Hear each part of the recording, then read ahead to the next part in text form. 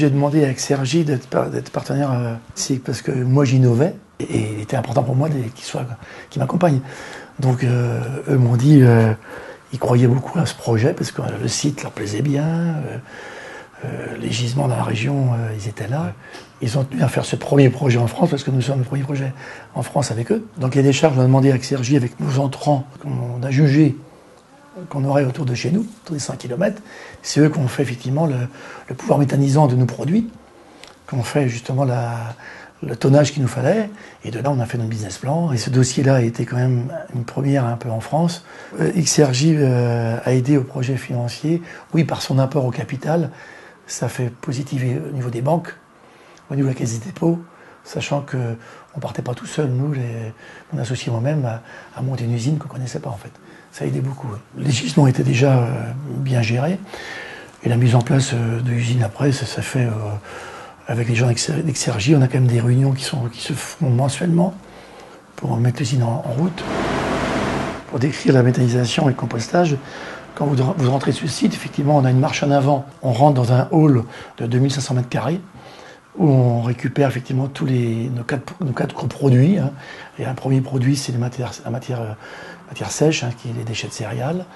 On a une deuxième fosse qui fait 160 mètres cubes où l'on récolte tout ce qui est graisse agroalimentaire. On a l'autre fosse qui fait encore 160 mètres cubes avec un déconditionneur suisse qui déconditionne tous les produits de GMS. Et on a une dernière fosse qui reçoit tout ce qui est produit qui doit se tenir chaud, dont les chocolats qu'on a reçus dernièrement de l'usine. On les met dans cette fosse-là qui est à 50 degrés. Ça repart avec le pourcentage qu'ils ont donné dans des modules dosage qui sont hygiénisés à 70 degrés pendant 1 heure pour repartir vers un méthaniseur primaire qui fait 3500 mètres cubes.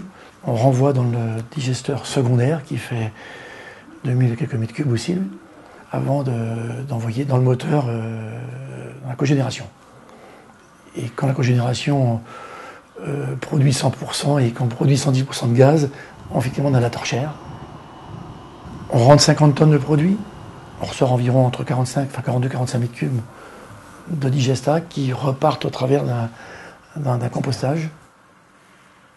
En énergie, on produit 1 méga, on est à 1063 kg, on est à méga à l'instant T.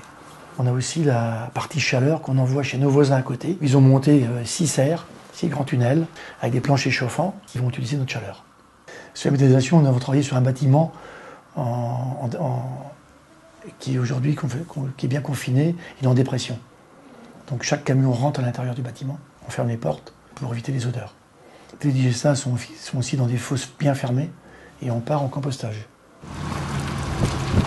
On est multiproduits, donc on peut faire face plus facilement à un manque de gisement. C'est l'avantage d'avoir un méthaniseur comme Exergi. C'est un digesteur multiproduit, on regarde nos entrants, on fait nos analyses régulièrement et on essaye d'avoir une régularité tout le temps pour avoir un moteur au nominal tout le temps.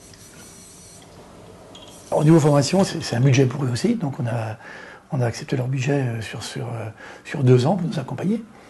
Et au niveau formation, il n'y a aucun souci, Exergi ont été très professionnels par rapport à ça. Ça fonctionne bien aujourd'hui.